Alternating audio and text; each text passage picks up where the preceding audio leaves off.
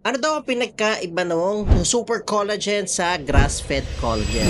Answer po dyan ay packaging lang talaga. Meron sa inyo na nagwa-wonder kung pinalitan na ba yung itsura ng tablets. Papakita ko sa inyo yung itsura ng tablets. Yung dito sa right ko, ito yung sa super collagen, sa old packaging. Tapos ito naman sa left ko, yung sa grass-fed collagen. So titignan ko.